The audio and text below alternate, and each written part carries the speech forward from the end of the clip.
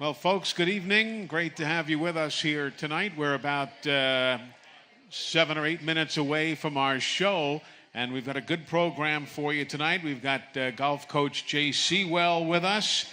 We've got Chris Lowe as our media guest from ESPN.com, and of course, Coach Saban will be with us.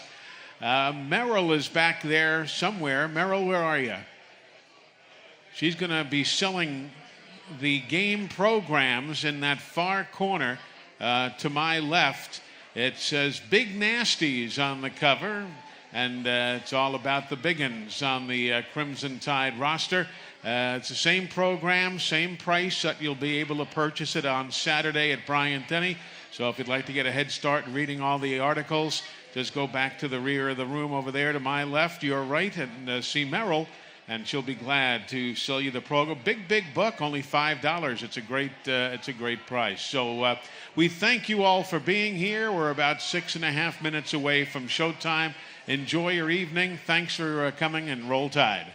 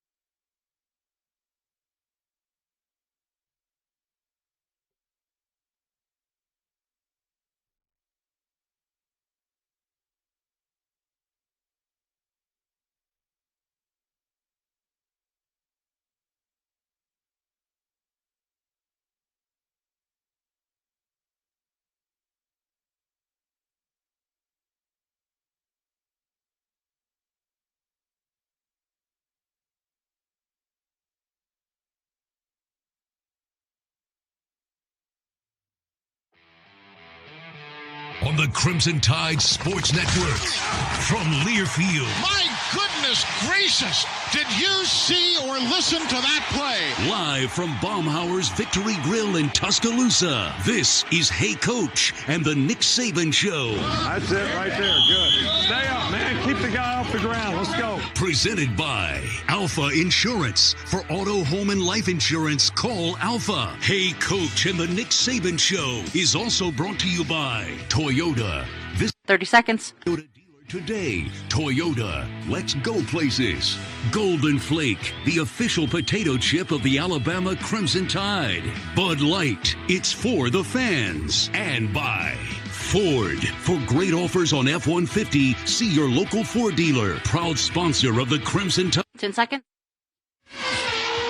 Now, this is Hey Coach. Here is your host, the voice of the Tide, Eli Gold. And you're clear. Good evening, everybody, and welcome to Baumhauer's Victory Grill here in Tuscaloosa. Another edition of Hey Coach and the Nick Saban Show, leading up to Saturday's matchup between the Crimson Tide and the Golden Eagles of Southern Mississippi. We've got lots to talk about tonight. Jay Sewell's going to be with us. He is the golf coach here at the University of Alabama. Got the team here. He's got also, his fan club is meeting in the phone booth down the street. So if you're in the area, you might want to come on by. Chris Lowe from ESPN.com is our media guest tonight. And, of course, Coach Saban will be here coming up at the top of the hour. Hey Coach and the Nick Saban Show, presented by Alfa Insurance. We're happy to have the folks from Alfa with us on board, as they have been for many, many years. I was going through the app today, had to take care of some of my tickets and transfer them to other people. And I do want to remind you again that you can keep up with everything Alabama and handle the management of your tickets by going to your download location, whether it's the App Store or Google Play, and downloading the Roll Tide mobile app. It is absolutely free. It's presented by Bancorp South. Not only does it give you all the details of all the activity on campus, all the teams that are already playing, everything underway, but it's also a great way to handle your tickets, to download them, and to transfer them to your friends or family. So keep up with everything Alabama with the Roll Tide mobile app, presented by Bancorp South, available absolutely free on the App Store and on Google Play. Again, we are live tonight, as always, here at Baumhauer's Victory Grill. This is the official watch party location of the Crimson Tide. And if you'd like to join us, feel free. The phone lines are open. 877-202-BAMA, 877-202-BAMA. When we come back, Jay Sewell joins us. We'll talk golf right after these messages on the Crimson Tide Sports Network from Learfield.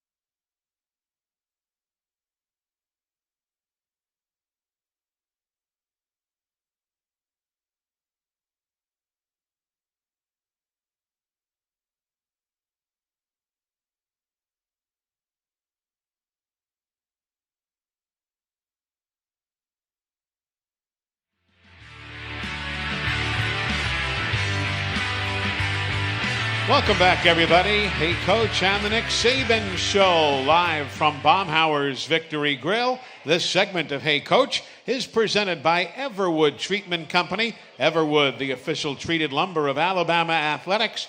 Everwood is wood treated right, and we're thrilled to open the show tonight with a Hall of Fame coach, now in his 20th year as head coach of the Alabama men's golf program.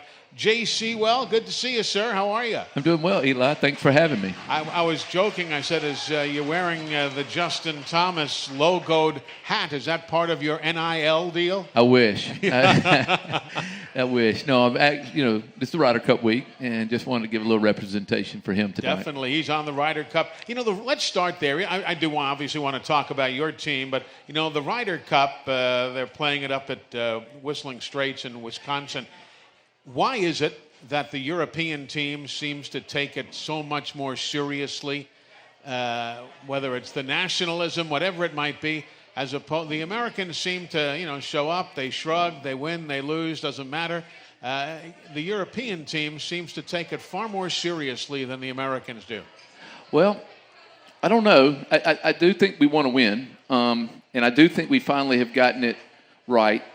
From my opinion in my chair, I've always thought we needed to get younger because I think we needed some enthusiasm in that. We don't.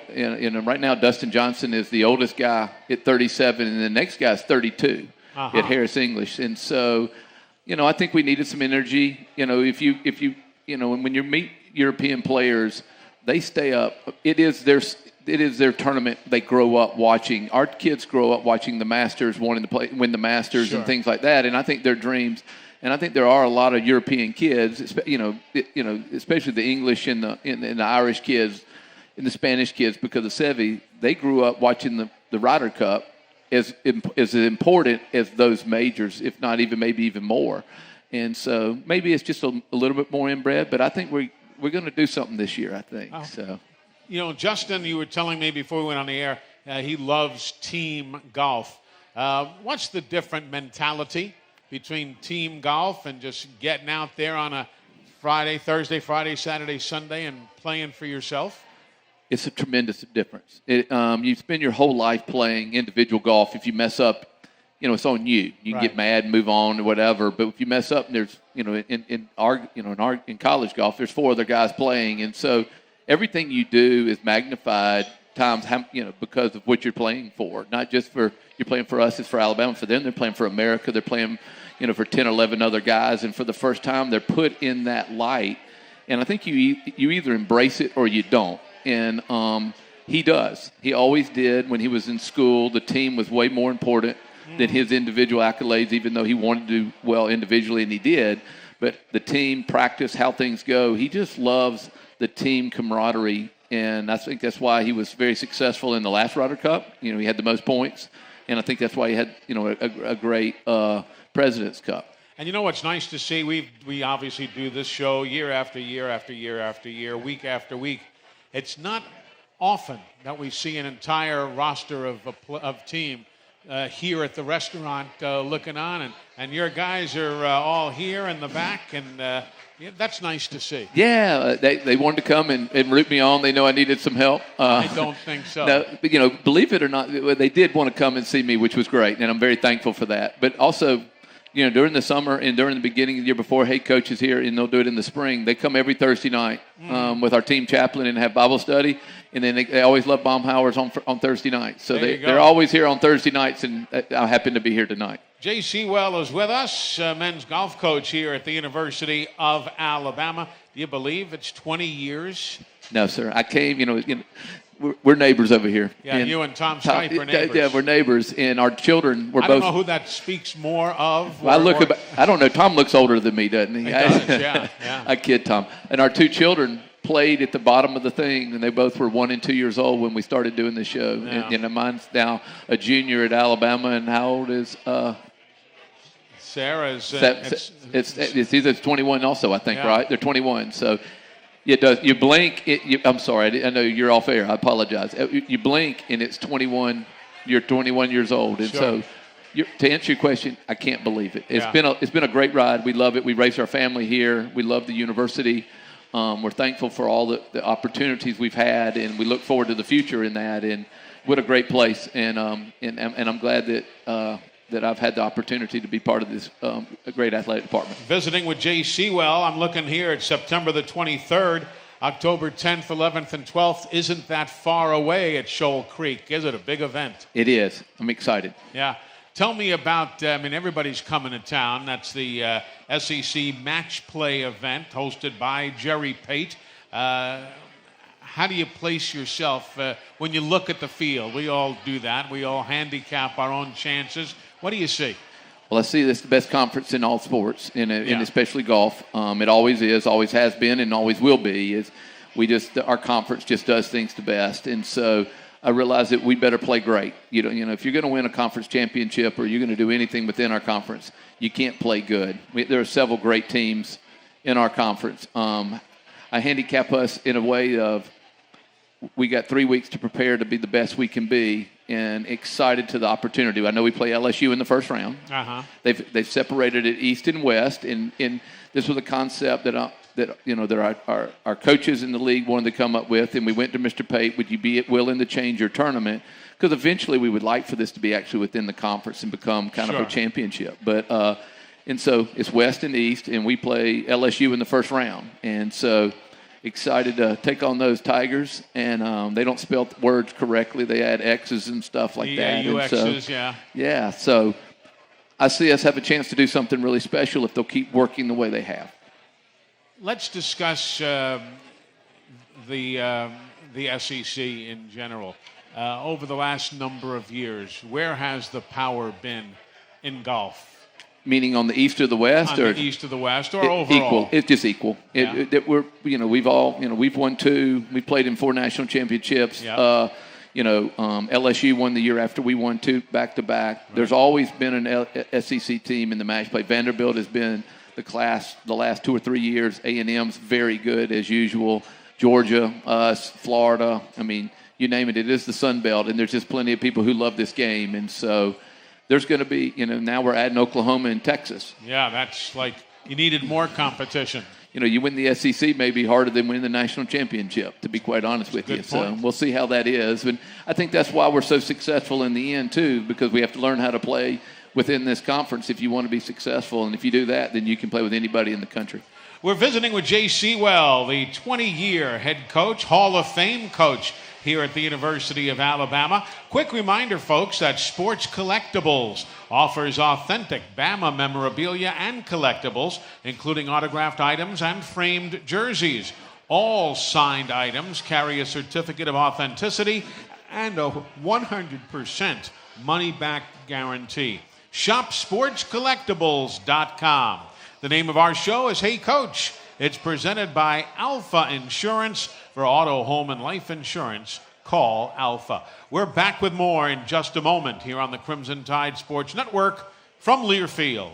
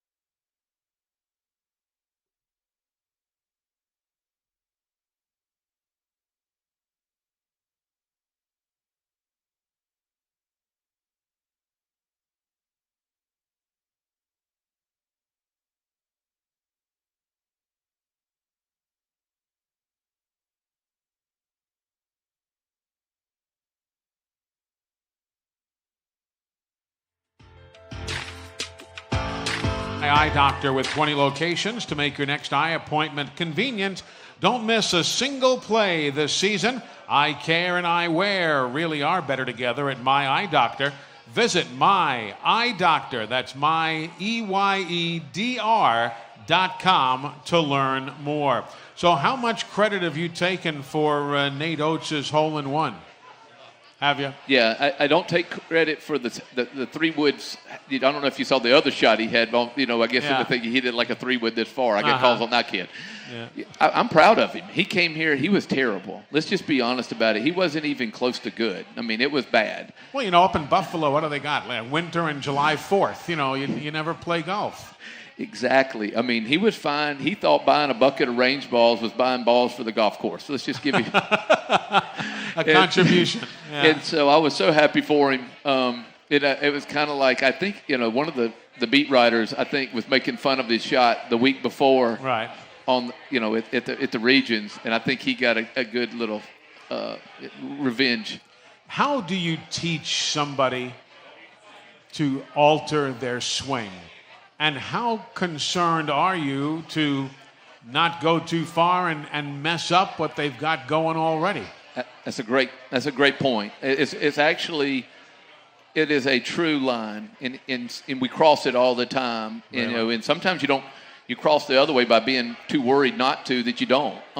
We work with our guys today, and you have to be careful because everybody has a unique way of doing it. And I think in the game of golf, my father taught me there are a lot of ways to get it done. And if somebody gets it done well, don't change them. And so, all our guys we recruit do it really well. And so, but you want to develop, you want to do some things, and you want to continue to grow. And so you do want to go down, and you do want to try because you want them to become the best they can be. And I think sometimes you have to be willing to take that step. And if the player is and the coach is to go down there with confidence and faith in each other, then a lot of great things can happen. But have we gone down the road a little bit too far a couple of times? Yeah. There's going to be a guy who comes on here in about 30 minutes that I've gone way down the wrong side of the road with him a lot of times. So there you go. A guy from West Virginia. I've heard of him. Yeah, he's fired me more times than, he calls and fires me about every other round. So that's fine. There you go. We're visiting with Jay Sewell, and you're listening to us tonight from Baumhauer's Victory Grill in Tuscaloosa. You can visit your local Baumhauer's Victory Grill for new flavors this fall, including buffalo dippin' chicken, buffalo chicken etouffee, and fresh Alabama Gulf seafood. Baumhauer's Victory Grill, the official watch party location of the Crimson Tide. Hey Coach is presented by Alfa Insurance for auto, home, and life insurance. Call Alfa. More with Jay Sewell, then shortly Chris Lowe from ESPN.com, and then Coach Nick Saban at the top of the hour here on the Crimson Tide Sports Network from Learfield.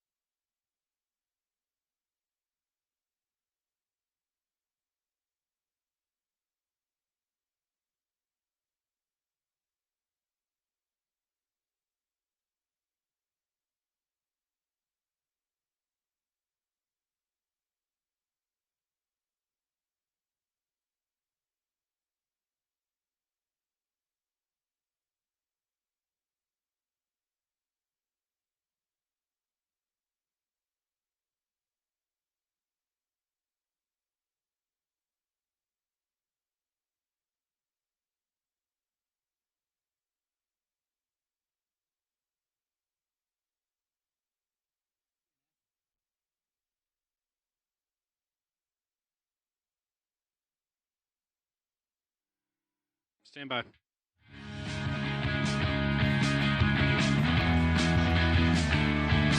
Again, we welcome you back to Baumhauer's Victory Grill. We're joined by Jay Sewell, the golf coach. Bama's preparing to host their only home tournament of the season, welcoming the other 13 conference teams for the SEC Match Play event hosted by Jerry Pate. Shoal Creek, October 10th through 12th. The event is open to the public. It's absolutely free. It is. Come. You get to see tomorrow's stars. It really is. You'll see, there'll be 10 to 20 tour players in the future tour. That many? That many. Yes, sir. Well, I'll tell you, that's what the SEC is that's all what about. It does. Yes, sir. Well, listen, it's great to see you. I thank you for coming by. It's always a treat to visit with you, and we'll, I'm sure, see you as part of the Nick at Noon luncheons this year and all sorts of stuff. So continued success. Thank you very much. I appreciate you having me on. I appreciate all the support we get for golf and everything.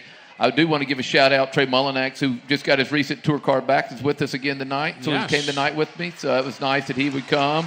Congrats, Trey. We got 7 guys out there now. Lee Hodges, Riley got his card, so that's nice. It is. It's been a good year for Alabama golf and our alumni, and I'm really proud of them, and I'm proud that Trey would want to come back, and they all want to come back and practice and be with our guys. That's a really cool thing. That says a ton for you as well. Thank you. Good to see you, my Roll friend. Tide. Roll Thank Tide. y'all.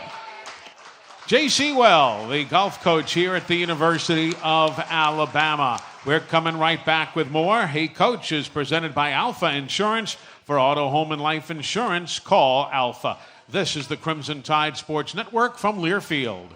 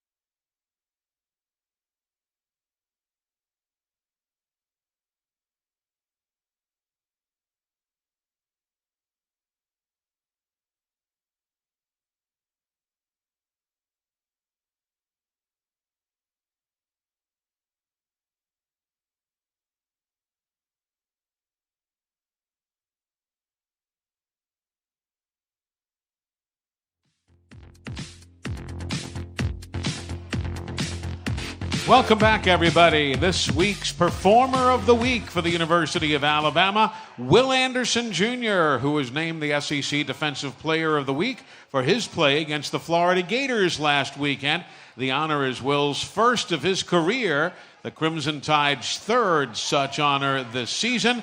The APS Performance of the Week. Remember, folks, for all of your residential and commercial foundation, waterproofing, pest control, termite, and lawn services, go to alabamaprofessional.com. Tonight's media guest is presented by CB&S Bank. You can bank anywhere at any time with CB&S Bank's digital solutions. Managing your finances has never been so easy. You see, when Chris Lowe comes on, we've got to have a bank sponsor because the man's just rolling in dough. All right, maybe not. Good to see you. How are you? It's great to be here. Good to see you. Everything well? Doing well. Glad we got football a little bit more normally this season. Man. That's awesome. Isn't that the truth? Last year or so was just It was just so difficult. How did you come up with stuff to write without going to practices, going to games, and so on? It was difficult. You had to be creative, And the great thing about doing it for so long is having relationships with players and coaches and administrators that you can get them on the phone and talk to them. But last year was challenging for a lot of people. I admire the coaches, the players certainly, and the trainers that were able to get everybody just through last year, all the pitfalls and the challenges, just to be able to have a season to crown a champion and have a playoff was really remarkable. It really was. We'll talk more about that coming up in just a moment. Coach Nick Saban, but first let's pause 10 seconds for station identification. This is the Crimson Tide Sports Network.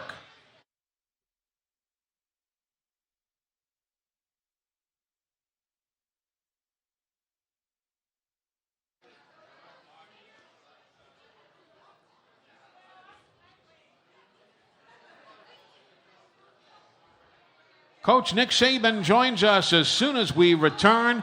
We're live at Baumhauer's Victory Grill here on the Crimson Tide Sports Network from Learfield.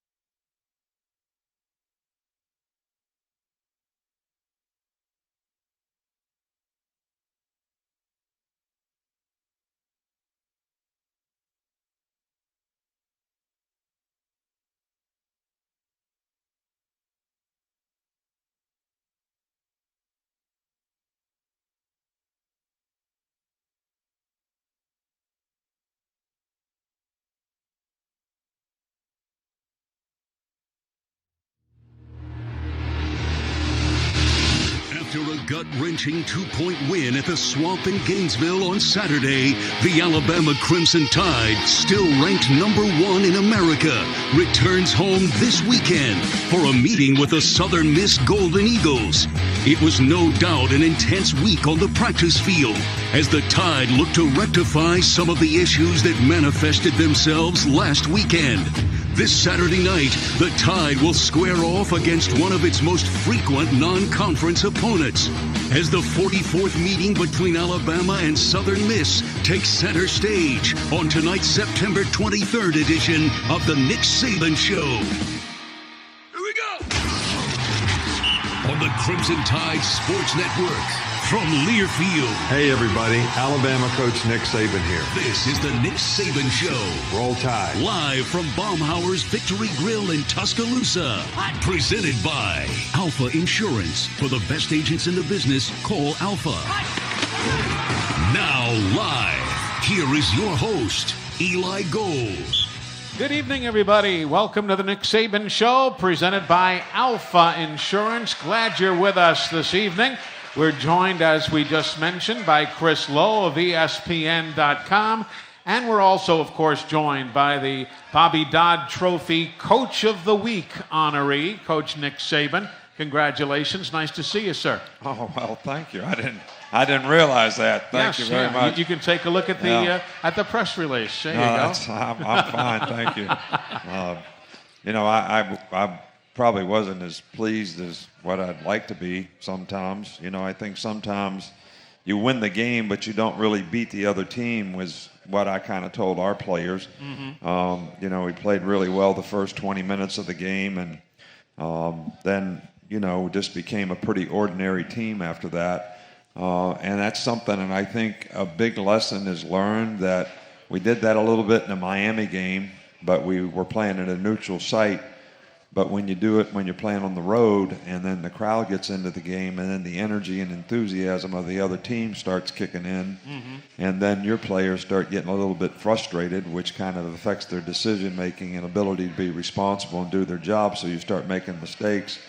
And then the result of that is you become pretty ordinary pretty quick. So there's a lot of lessons to be learned, in that. I still think we need to learn how to compete for 60 minutes in the game and stay focused on what we need to do to maintain our intensity so that we can play the way we're capable of playing over a longer period of time, which, we've shown signs but haven't sustained it yet. Yeah. Coach, always great to have Chris in town, isn't it? Oh, I love Chris. Chris has been great to us through the years. He's been a great friend to the family. And he's really been fair with Alabama through the years, and I really appreciate some of the stuff that he's written and said, and I think he's very objective, and very seldom do I disagree, which I can't say that about many media people. Wait till you read the story that's coming out tomorrow, Nick. Yeah, maybe I spoke too soon. You mentioned playing with consistency. 3 games into the season, what do you watch for specifically in practice, Nick, to make sure or give you that idea that you're going to play with more consistency in the next game? Well, I think we have, and I don't think people realize just how young our team really is. Like we even have a leadership group on our team where we have 10 players. Well, I met with the leadership group today. We only have 2 seniors, in the whole leadership group. So, we have a very young team. And I think that, your team sort of grows in stages of development. Sometimes when we get really young players, they have trouble listening.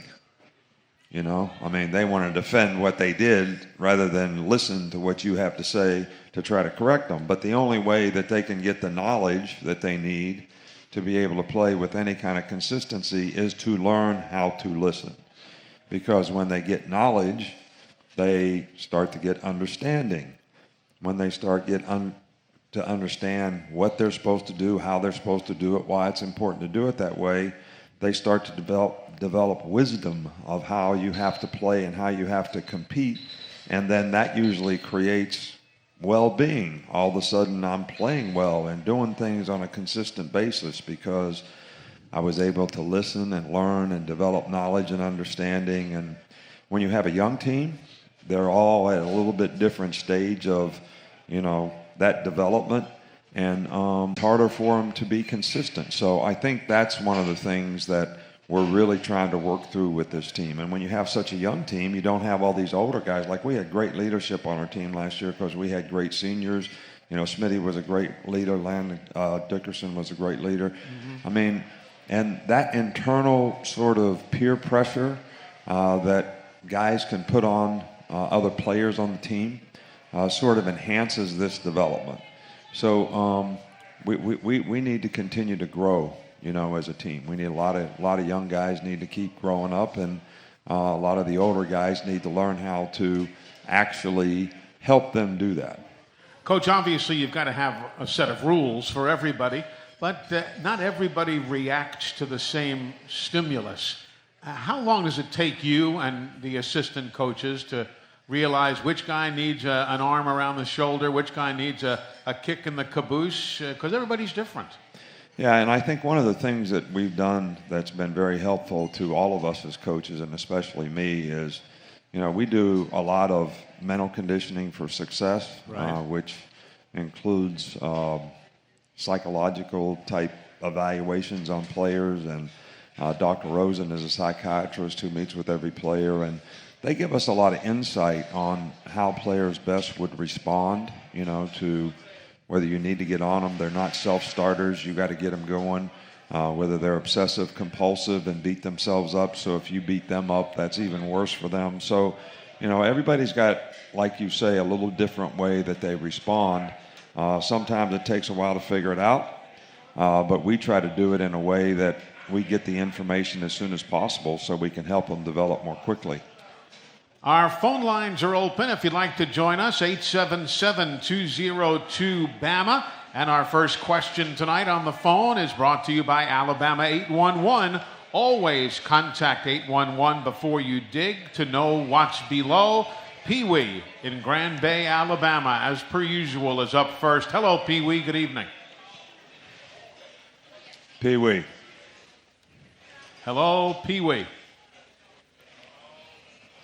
Well, apparently Pee-wee is not able to be with us. We'll try and get him back. I'll ask Pee-wee's question. What do you think of the line play this weekend? Well, I think that's why Pee-wee hung up. Yeah. He let me do the dirty work. We got to work on Pee-wee's consistency. Yeah. He calls every week and always talks about the offensive line. No, he does. Yeah. Well, sometimes you run into things in a game and people and fans don't really realize it, but the other team does something that's totally different than what you prepared for. Sure. All right, so for our offensive line, who I think did a pretty decent job in pass protection in the game, and I think did a pretty good job overall, considering the fact that Florida really played a different front than what we prepared for. So we were constantly making adjustments on how we were going to block plays and how we'd get a hat on a hat. So it was a little different, for our players in the game. And I thought that they showed really good resiliency in making those adaptations, but even though we didn't statistically have great big numbers like we sometimes have on offense. We had 2 16-play drives in the second half, and we got a first down when we needed to take the air out of it at the end of the game. Sure. So they did what they had to do to win the game. It was a little disappointing when we got 1st and 1 at the 1, and we had to settle for a field goal. But, I'm sure we'll learn from that as well. Yeah. Chris, jump on in. You're talking about the younger players, Nick. Bryce Young last year, we forget, at least I do a lot, that, he even though he was a backup, he didn't play in front of any crowds. No, to go on the road his first start and about as raucous an environment as you're going to have, how do you think he came out of that as his first start on the road like that? I thought he did a really good job. I mean, it's always challenging when you play on the road. And noise can have a huge impact on a game. And once they got rolling, that's a tough place to play, and their fans were really into it. And I try to always tell our players, everybody really wants to beat you guys. This is like the game that they circled on the calendar in the summertime that we're all getting ready for. So when you get in these situations and you don't, you got to make the people sit on their hands. And basically, they didn't have a lot to cheer about when it was 21-3. But when they converted to 4th and 6 on a pass interference and then went on down and scored, and they scored and got 21-9, and the place went, bonkers. It was rough after that. But I thought Bryce handled it really well. We had to go silent in the game at times. Mm-hmm. So we were using an abnormal snap count. We had a couple, miscues, but most of it was on the snap count. And I think that's why we had several illegal procedure penalties, and the 4th and 1 at the 1. Inside the 1, actually, when we got a penalty, was one of those situations where the center thought we were in one cadence and everybody else thought we were in another. Mm-hmm. But, again, that's sort of a communication issue. Sure. Let me ask you a question, and this is not, and I'm serious, this is not a follow-up to the last couple of weeks. I'm very serious, but I talk about tight ends. Coach Mullen had not thrown to the tight end in his first couple of games. But then he did repeatedly early on Saturday. How disorienting is that? Well, it really is not have anything to do with the tight end, all right? Because we don't have any defenses where we don't cover the tight end. We cover all the guys that are eligible. Mm-hmm. We cover them different ways. Sometimes we cover man-to-man, and there's a middle-of-the-field safety. Sometimes we play 3-deep zone, and there's a middle-of-the-field safety. Sometimes we play split safeties. Sometimes we play 500 man. But in none of those situations do we not cover the tight end. Right. All right, but so they ran 5 times in the game. They ran a play that was a complementary play, which I don't know if I can explain in layman's terms so you would understand it. All right, but the back's over here, the quarterback's here, and they fake the ball to the tailback this way because they have a quarterback who can run. They run quarterback power this way. Okay, so the linebacker's responsibility is to jump over and play the quarterback power, even though the running back's going in this direction. All right, so we've never seen this play before, so they run the same play. This guy's going in this direction. They run the quarterback power. The guard's pulling this way. The linebacker's playing it, and they sneak the tight end, who the linebacker's supposed to be covering, across the field with the back running a wheel route down the sidelines, and we're drained out. 5 times they hit that pass on us in the game. All right, and it was a run-pass conflict, all right, for the linebacker, and it was all instigated by the fact that they have a quarterback who runs, and they have quarterback runs in their offense, and they're throwing play-action passes off of quarterback runs.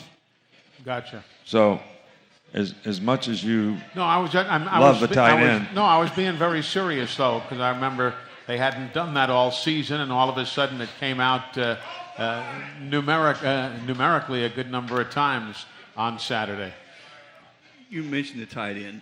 With the way the game's played now, Nick, if you're recruiting an inline tight end, heck, a fullback, I mean, does anybody here even know what a fullback is anymore? How do you project those guys in watching tape in high school? Because nobody has them on the field anymore. Yeah, I think tight end is one of the toughest, most difficult positions to recruit. Because a tight end is really, in this day and age of football, is really 3 positions in one. All tight ends play wide receiver. You see four guys open all the time, and one of them's a tight end. Then when a tight end's off in the core, I call it, right beside the tackle someplace, he's running slider and lead plays, which is what an I formation fullback used to do. These are the same plays if you were in the I formation, except the tight end is now blocking like the fullback. He's also the guy that goes out for passes on boots and what we call sliders when he goes across the formation, goes out the other side. And then he lines up in the C area like a tight end like we all used to know by the tackle with his hand in the dirt. So that's really 3 different positions that a tight end has to play. Most of the time when you see a guy in high school, he's usually doing one of those things. Maybe some 6'5", 220-pound kid that's playing wide out. All right, but he really has to be projected as a tight end. But very seldom do you see a guy playing tight end with his hand in the dirt who is athletic enough to be a college tight end. So it really becomes a very difficult position to try to get a guy that can do all 3 of those things. We've had a couple here. Irv was really good at it. O.J. Howard was really good at it. But they developed into it, too. O.J. was really a good receiver that developed into being a blocking tight end, got bigger, got stronger, and became a first-round draft pick. But this is a hard position to really recruit, because if you recruit a guy that's a really good blocker who weighs 260 pounds, he can't go out there and play wide out. Right? And so you get a guy like Jaleel Billingsley. We actually use an offensive tackle that played the hand in the dirt tight end quite a bit. Cameron Latu, who we really recruited as an outside linebacker. Right. We moved him to tight end because he had size and athletic ability, and he's become a pretty good tight end, and he can actually do all 3 things. And we didn't even recruit him as a tight end. Yeah. Coach Nick Saban with us. Of course, Chris Lowe from ESPN.com. I'm Eli Gold. We are coming right back. We've got a whole lot more going on tonight as the Nick Saban Show comes your way, presented by Alfa Insurance. Protect your car's home, life, and business with Alfa. Back in a moment on the Crimson Tide Sports Network from Learfield.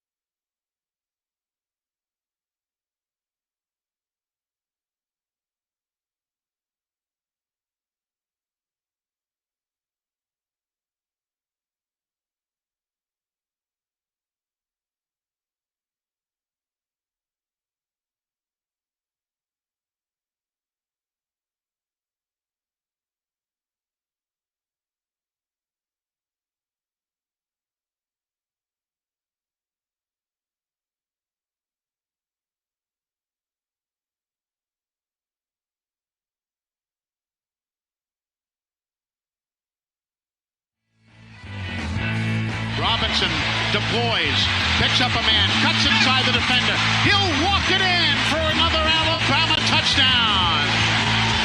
Great job all the way around by Robinson, who then sidestepped the defender and took it in for a 7-yard touchdown.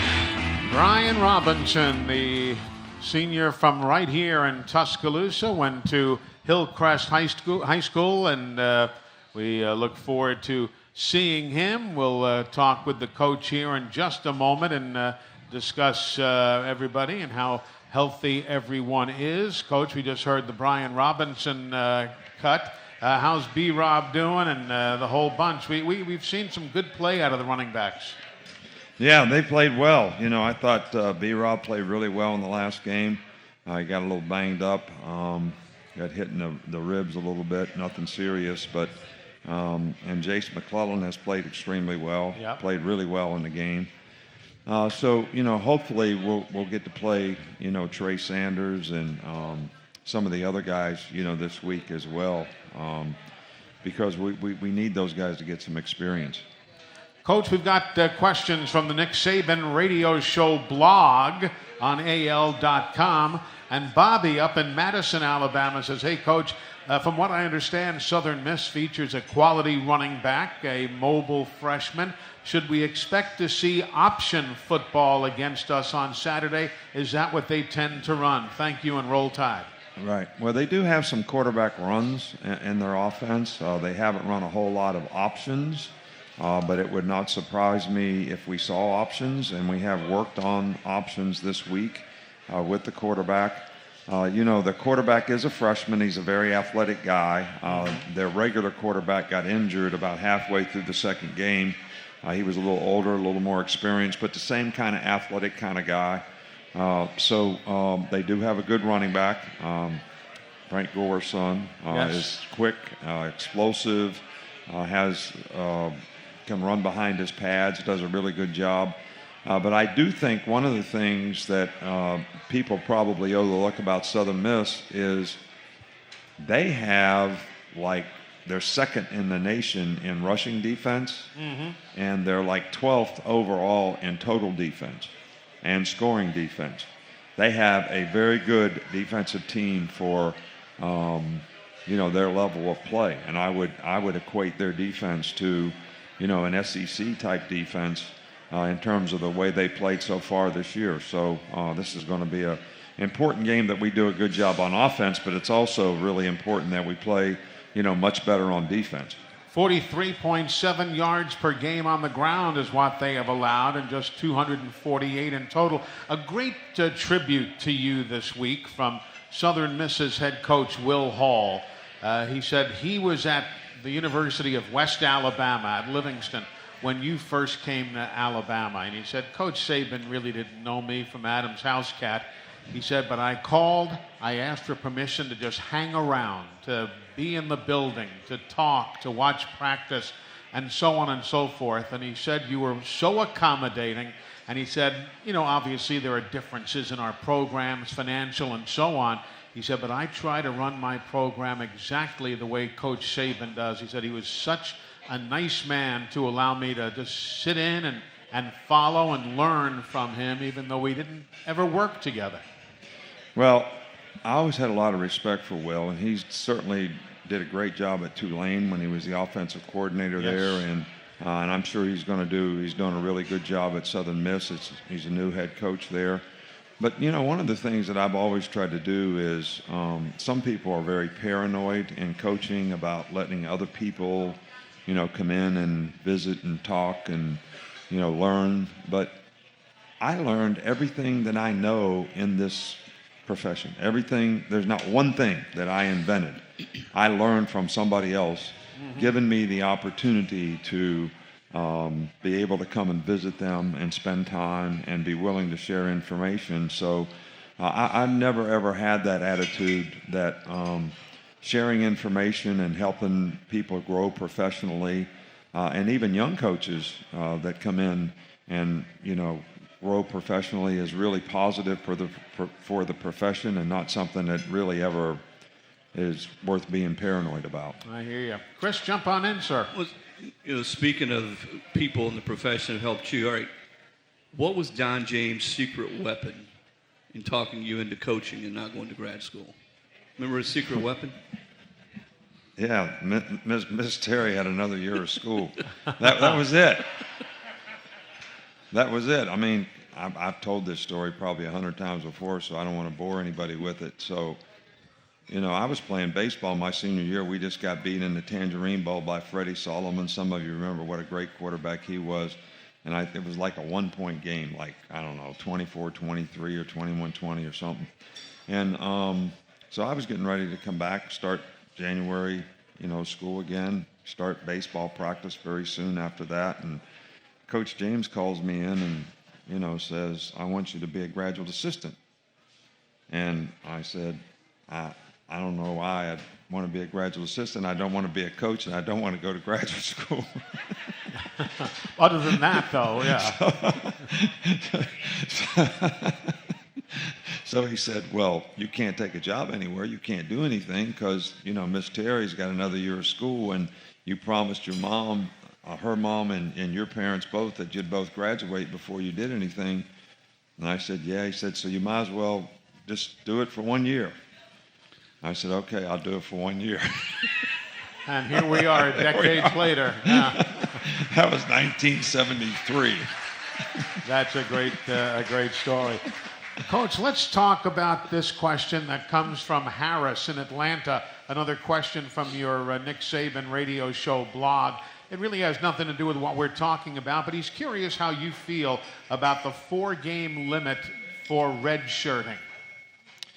The 4-game limit for redshirting. I think that's, I guess you got to put it in perspective. We used to not play a guy at all. Yeah. And we couldn't redshirt him unless he played a limited number of games, which I think was like 20 or 25% of the season, and was injured and could not continue to play the rest of the season, or not play at all. Those are the only 2 ways you could redshirt a guy. And I think, a lot of us sort of campaigned for this rule because we wanted to be able to play some young players in games where they had an opportunity to enhance their development, but they may not be far enough up the depth chart to be playing in, every game of the season or even half the games of the season. So to be able to play a guy for 4 games and still redshirt him, I think is a really positive thing for young players' development. Like we can play freshmen in maybe the Mercer game, but that doesn't really necessarily mean that they won't be able to get redshirted. Exactly. And we may have several more opportunities to do that. So I think it's a really good rule. I've never thought about having a rule that maybe would even allow them to play more than that and still get redshirted. I don't know, but the thing about it is we don't have a lot of, I just talked earlier about how many seniors we have on our team. Mm-hmm. We only have 2 fifth-year seniors on our team, the whole team. So redshirting guys is, guys graduate in 3.5 years. I mean, we graduate probably 80% of our guys in 3.5 years. All right, so they don't really want to hang around, and unless they want to get a master's degree. And then so many guys could get drafted, so they'd rather get drafted and go try to play in the NFL. So we don't end up with a lot of 50-year guys, which I actually wish we had more because I do think it helps the maturity of your team. Definitely. Coach, right here to your right, we have a visitor here at Bob Baumhauer's with a question. Good evening, ma'am. Good evening. Hi, Coach. How are you? Being that you're preparing for Southern Miss this weekend, what do you think they're well at? What do you think they're what? Do they perform well at? What are you expecting from them? Well, I think they'll play very well against us. I think they have a very athletic quarterback. I think they have good skill guys on offense. And I think they play really, really well on defense. So I have a lot of respect for the team. I have a lot of respect for their coach. And I think they've got some really good players. I think they've had some inconsistencies in their first couple games. They could have probably won all 3 of the games that they've played. And they're 1-2, but I think they played well enough to win in 2 games that they lost. Indeed. Ma'am, thank you very much. We're going to come right back. More from the coach, more from ESPN.com's Chris Lowe. But right now we break for these on the Crimson Tide Sports Network from Learfield.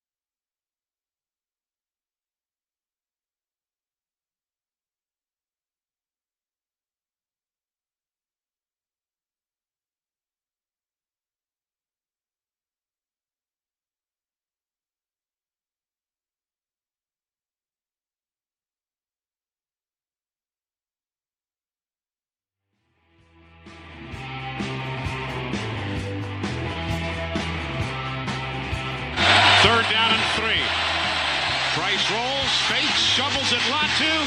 He's forward to the 2-yard line. A Utah shovel after faking it outside. He shoveled it to Cameron Latu for a first and goal from the 2-yard line. As we welcome you back to the Nick Saban Show, this segment of the show is presented by Royal Furniture.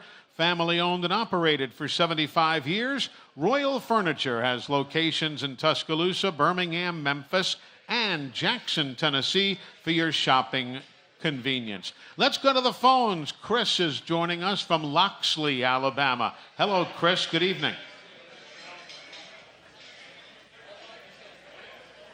Well, they're having some issues with the phones back at the studio, so we'll keep it right here, Chris, and why don't you jump in? Nick, I think that Florida game was the first time since 11 since you guys have played down there in Gainesville. And I think with OU and Texas coming to the league at some point, we're certainly going to see more games in the SEC, something I know you've long been a proponent for. How much more representative of the league do you think it will be when you play more teams more often than in some cases, maybe 8, 9, 10 years? Well, I've always been a proponent of every player in your program being able to play every team in the SEC in their career, which means in 3 or 4 years you would play every team. Right. And, right now the way it's set up in the last few years, since we expanded, we play the teams in the East about once every 6 or 7 years. Mm-hmm. So players really don't get the opportunity to play, the teams on the other side. And the only way you can do it is, either play more games, or we talked about this last week, having, 4-team divisions, which right. means you'd only have 3 fixed games and you'd rotate playing the other teams a lot more. And I think the fans would like that. I think the fans probably liked last season when we played 10 SEC games. And, me personally, I'd rather play more SEC games. I don't know that would be advantageous to the SEC because we're probably the strongest, deepest conference. I mean, all you got to do is look at the top 25 and see how many of those teams we're going to play this year and how many teams are in the top 25. So when you add more teams that are going to be in the top 25 in your league, then you're playing each other. Well, other conferences are not playing the same quality of schedule. And how you balance that out, I'm not sure, but I know the fans would love it. I know the players would love it to be able to play in those kind of competitive games. I think, players come to a place like Alabama to play games at Florida. They come to play, in big games. And we've had a lot of big games here that our players really enjoy. And, obviously if you play them well enough, you're not going to win them all. But it certainly helps you grow and develop when you win, and it helps you grow and develop and learn when you lose. So all those things I think are important in your development. Chris, what are you hearing as you travel about Texas and Oklahoma? Not even talking about the business end of it, just the competition. Are folks across the country understanding? Are they ticked off? What are you hearing? Well, first off, Eli, I think you're going to see those two teams in the SEC sooner as opposed to later. I think 25 now contractually is when they're supposed to get out. I think it's going to be earlier than that. I think they'll pay whatever fee they need to pay to get out, and I think you'll see them in maybe as early as 23. What are folks saying? It just, Nick was telling me, it makes the SEC and already the strongest league in the country that much stronger. You've got 2 big brands, 2 national brands who've won championships. I mean, Oklahoma's been in the playoff just about every year the last 4 or 5 years. I think it's going to make it harder if you're in the SEC. But again, I think you're bringing 2 football-centric schools into a league that's about as football-centric as it gets. Yeah. And, Coach, that's the bottom line right there. The fans are going to love it. Oh, I think it'll be great. I mean, I think it's great for the league. I think it's going to be great for the players. The competition will be great. But I coached in the NFL for 8 years. So you didn't play any bad teams. All you played was NFL teams. And they were all good, and they were all capable of beating you on any given Sunday. And the whole league was set up for parity. Yeah. If you won more games, you played a more difficult schedule. If you won more games, you drafted later. Right. The bad teams got the draft first. All right, so, the whole league was set up for parity.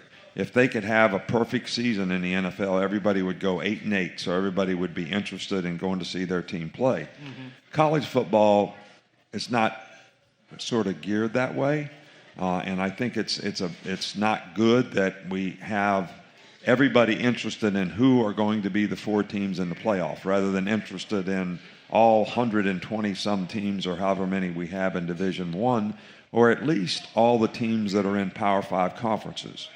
So I think the more we can play each other, the more it creates that kind of a scenario.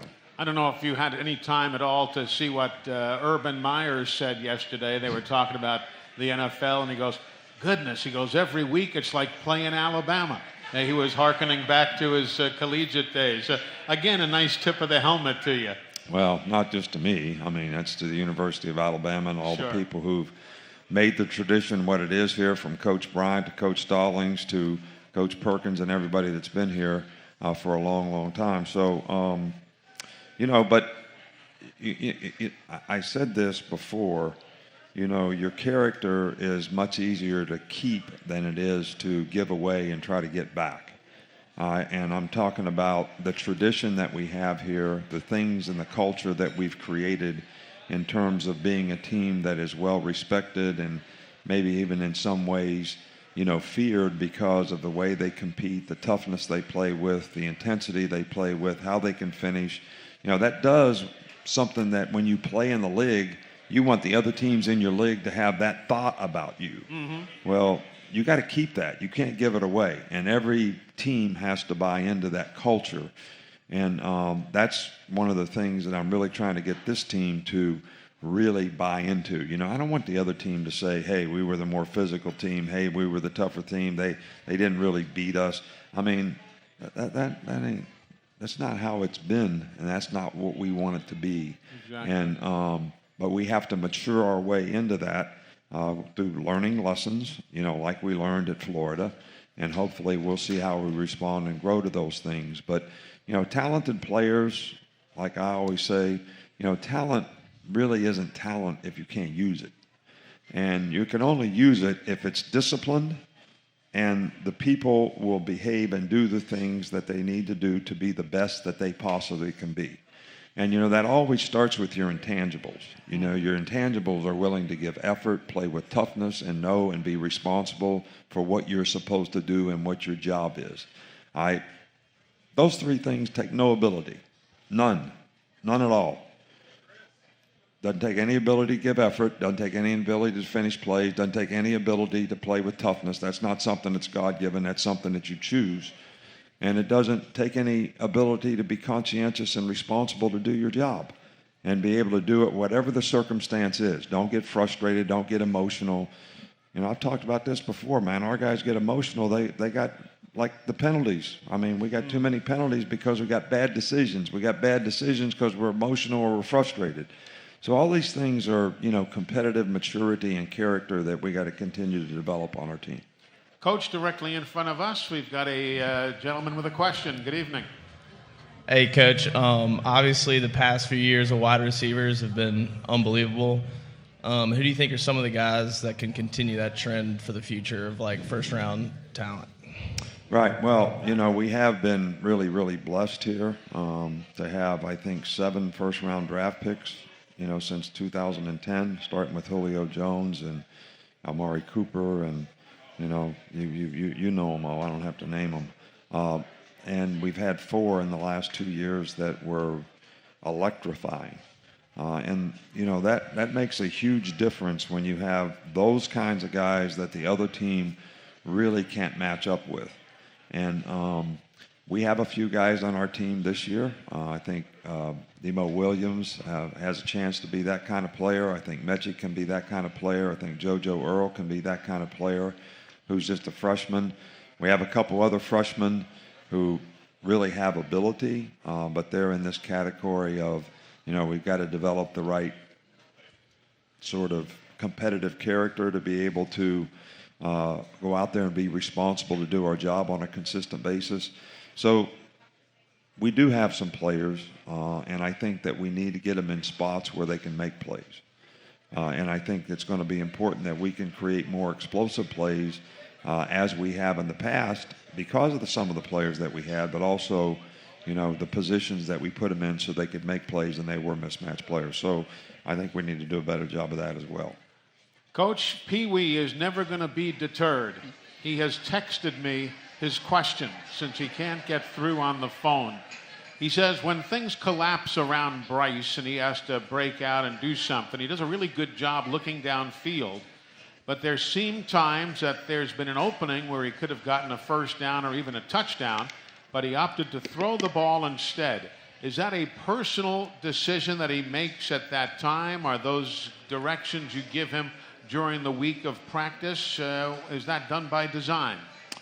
No, I don't think that it's done by design. We don't tell the guy not to run. We don't tell him not to run and get a first down. Right. We don't tell him not to when he bootlegs out, and he might have been able to score a touchdown if he decided to run rather than throw the ball. I think, we don't have a third base coach, all right, in football that tells the batter to take, bunt, or steal every Sure. play, okay? I mean, some of these things are instinctive. Yeah, you just got to do it. All right, you come out there, you're a good passer, you think you can get the ball in there, you throw the ball, you're looking to pass first, you're not looking to run first, so you make that decision. And then after the fact, we can all sit around and say, well, he should have ran. But if the pass would have been completed, nobody would say diddly. Nobody would say anything. It'd be fine. All right, the only reason there's any question is it was incomplete. Yeah. All right, so but we don't have a third base coach saying, run. Exactly. Pass. Yeah. No, giddy up. No, whoa. We don't have that. I hear ya. Pee Wee, thank you for your text, sir. We're coming right back. We've got more with the coach right after this on the Crimson Tide Sports Network from Learfield.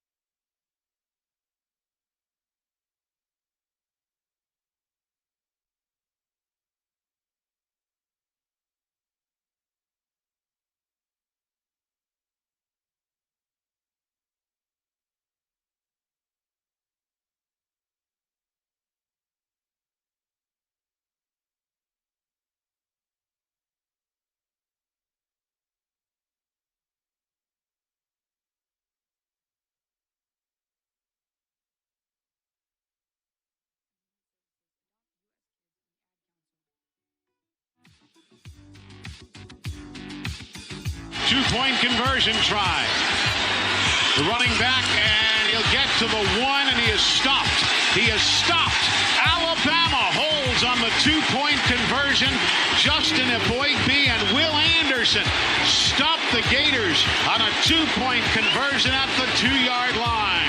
A huge play to cement the win for the Crimson Tide as we welcome you back. This segment of the Nick Saban Show is sponsored by Coke Zero Sugar. New look, improved taste, new Coke Zero Sugar. Eli Gold with Chris Lowe of ESPN.com and Coach Saban. Chris, jump on in, sir. You know, I'm listening to that clip of Will Anderson. How many times do you see a kid come in with that maturity, that work ethic, ability? I was watching him today in practice. His wingspan is incredible for an edge rusher and a linebacker. But just to have that, not only physical, but all the other intangibles. Well, I tell you, he's I don't ever think there's a perfect player. But when it comes to character and competitive attitude and setting a good example every day for his teammates, work ethic, played hurt in the last game, didn't practice a couple days. And, he went out there and played, and a lot of guys probably wouldn't have. And he ended up being the player of the week. He had more production points than anybody, and he wasn't 100%. But, I think a lot of college players, really make the mistake of thinking that I can only play if I'm 100%. But pro players think just the opposite. When I was in pro ball, guys would play, when they were hurt and injured and banged up because they didn't want anybody to take their job. So they had a whole different mentality about, how they would manage, through and play in difficult situations. But I'm telling this because Will was going to play no matter what, because he wanted to play for his team. He's a competitor. He doesn't care about that stuff. That doesn't even bother him at all. But I can't tell you the number of players that come in and they're anxious and they're nervous and they're saying, I don't know if I can play. I'm not 100%. And I said, nobody in the NFL is 100%. They're playing 16 games. They play 4 exhibition games. They get in the playoffs. I said, if you can't play when you're not 100%? Yeah. Now nobody wants you to play when you're hurt, injured. But so it's a different mentality. But I'm only telling this because there was never a question about that guy playing in the game. There was never a question about how he felt about what he wanted to do for his team and for his teammates. And I think that he can be a tremendous leader on our team. Because, you've heard me say this 100 times before. A leader, the first thing a leader has to do is he has to buy into everything in the organization and do it himself. If he's not going to set a good example and do everything he's supposed to do, how can he tell anybody else to do things right? And Will certainly does that and sets a great example for everybody, and I think he's going to be a great leader on our team, and he's a great player. And seeing him leave the field at the end of the night, hot and humid, he needed help to get to the locker room. You knew he had everything was left on the field. Everything. That guy is the ultimate competitor. He's a warrior, what I call a warrior, and that's, for me, that's a tremendous compliment to a guy. Coach, the clock on the wall says it is time for your final word this evening, presented as always by Mercedes-Benz. Mercedes-Benz, the best or nothing. I don't know how many people saw this week, but there was somebody sent it to me. It was Deion Sanders, and he was talking to his team. Mm-hmm. And he was talking about spirit. He was talking about passion. He was talking about people going out to practice every day and have a sense of purpose in terms of what they wanted to do, what they wanted to accomplish, not just looking at the clock and saying, we got 4 periods left in practice today. What can I do to get through this? Because you have a sense of purpose and you want to be the best and you want to try to do the best. That you can do every opportunity that you get, and you condition yourself to do these things in practice. So many people now want to save themselves. They think they're going to save themselves in playing the game, and that's going to make them play better because they didn't practice hard all week, but they're going to be fresh for the game. Well, if you don't practice hard and condition yourself to grind, because the game is a grind. You have to grind through a game. Well, if you don't practice that way and grind through practice, how do you ever develop the right habits or be able to make good focused decisions when you get tired and when you have to grind through the game? So I love that video. I hope everybody, I sent it to all the players, because you have to develop the right habits in practice in what you do. And it's got to be difficult, and you've got to get yourself to grind through it. But the spirit and passion thing, I don't want to be negative. I'm not trying to be negative with anybody. But, we cannot take for granted that we're always just going to have a good team. And Ohio State's coach said it this week about his team. Just because you put an Ohio State uniform on doesn't mean you're going to go beat the other team. There's certain things that you have to do. as a competitor and as a player, to be a good player and to be able to dominate the competition, and we have tremendous competition in our league. But there's also a spirit and a passion that people who support the program and people who come to the games provide a spirit and a passion that affects the players, and we just live through that in Florida. All right, so I don't want anybody to ever say, all right, that it's harder to play someplace else than it is to play here. All right, and let's just get some practice on what we got to do to fill the stadium, have some spirit and passion for our team. We don't have a perfect team right now. We're a growing and developing team, all right, so that we can get where we want to go. I'd appreciate that from everybody if we could do that. And I'll do the best I can to get these guys to grow and develop and do their part. But let's everybody be a part of the team. We've always been that way. Yep, we're all in this together. Coach, thank you, sir. Always a pleasure. Chris Lowe, thank you. Great to see and have you with us. Hey, folks, let's remind you about this weekend before we take another break. Don't forget to download your tickets at home. Arrive early and download your tickets at home before you come to the stadium. That's going to save everybody a good bit of time trying to get in. Check your tickets. Be aware through which gate you're supposed to enter the stadium, because your ticket will only be able to be scanned at that designated gate. So again, when the Tide returns home on Saturday, arrive early. The gates will be open 2.5 hours prior to the 6:30 kickoff. Download your tickets at home. Save yourself a lot of time. Save yourself a lot of hassles.